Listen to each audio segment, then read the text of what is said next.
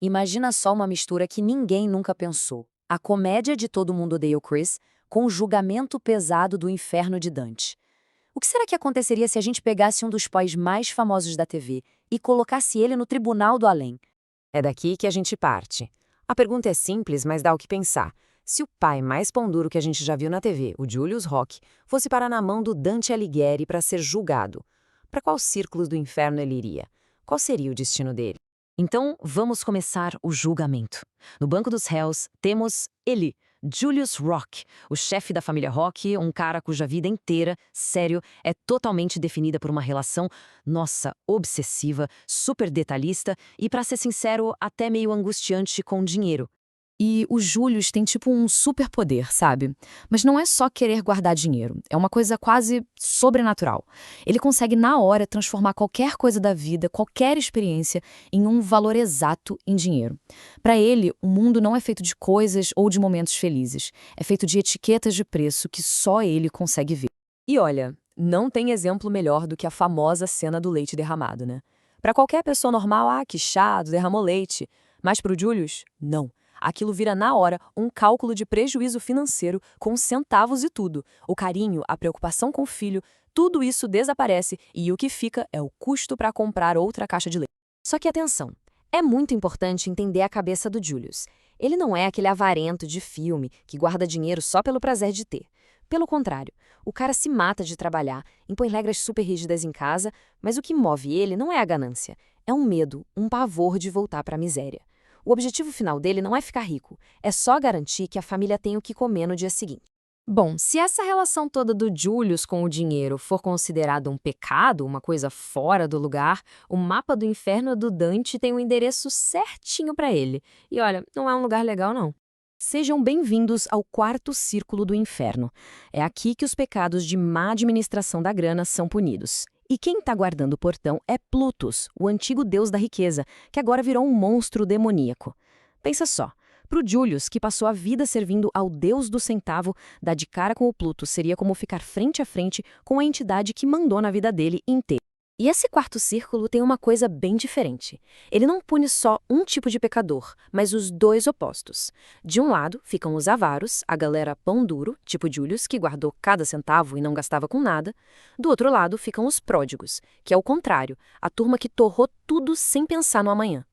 No fundo, Dante via os dois como duas faces da mesma moeda, sabe? Uma relação toda torta com as coisas materiais. Ok, com o cenário pronto, vamos para a acusação.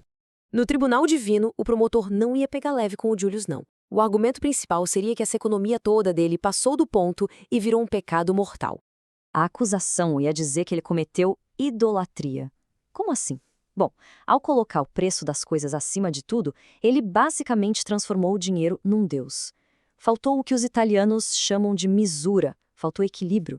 Essa economia exagerada tirou o conforto mínimo da família, causou sofrimento. No final das contas, a acusação é bem direta. Ele amou mais a segurança que o dinheiro dava do que a própria alegria da família dele. Mas calma lá, todo julgamento que se preze tem uma defesa.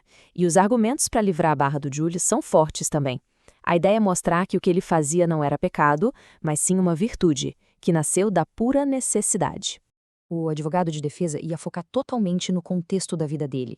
Essa avareza do Julius era, na verdade, uma resposta à pobreza, uma luta para sobreviver. Ele não juntava dinheiro para comprar um carrão, ele juntava para ter comida na mesa. Ele estava só cumprindo o dever de pai. A intenção dele, lá no fundo, não era ser rico, era proteger a família do buraco. O que pra gente parece pondureze, para ele era uma ansiedade que travava, um medo enorme e não maldade. Bom, com a acusação de um lado e a defesa do outro, chegou a hora da verdade. O momento do veredito final sobre o destino da alma de Julius Rock. E o veredito é culpado. Pois é, no sistema super rígido do Dante, o que conta são as ações. E a vida do Julius foi, sim, uma vida de guardar tudo de forma exagerada. O peso das ações dele o leva direto, sem escalas, para o quarto círculo. Só que aí vem a grande piada do destino, a ironia divina. Ele não vai estar sozinho. Do outro lado do círculo, lá no grupo dos gastadores, os pródigos, quem estaria? A esposa dele, a Rochelle. Ela mesma. Aquela que vivia dizendo, eu não preciso disso, meu marido tem 2 empregos. Ela seria condenada pelo mesmíssimo pecado, só que pelo lado oposto. E é aí que entra o castigo. Os dois grupos, os avarentos e os gastadores, são obrigados a empurrar pesos gigantes, um contra o outro. E toda vez que eles se trombam no meio do caminho, eles gritam a pergunta que resume o pecado de cada um. Agora imagina só essa cena. Julius de um lado, Rochelle do outro, revivendo pra sempre aquela briga sobre dinheiro que eles tinham em casa, mas agora num choque eterno e sem fim. A justiça do Dante tem um ponto genial. O castigo é feito sob medida para o pecador. O tormento do Julius seria desenhado para atacar exatamente o ponto fraco dele, a mente. Ele ia passar a eternidade empurrando o peso de todo o trabalho dele, mas com um toque de crueldade, uma inflação infernal. A cada trombada, o valor do esforço dele ia diminuir, ele seria obrigado a recalcular o prejuízo, de novo e de novo, um prejuízo infinito. Uma conta que nunca, jamais ia fechar. O pesadelo perfeito para ele. E pra gente terminar, fica uma última pergunta no ar. Apesar de tudo, a gente sabe que a intenção do Julius era proteger a família. Será que esse amor de pai, mesmo que todo torto, poderia servir como algo para redimir ele?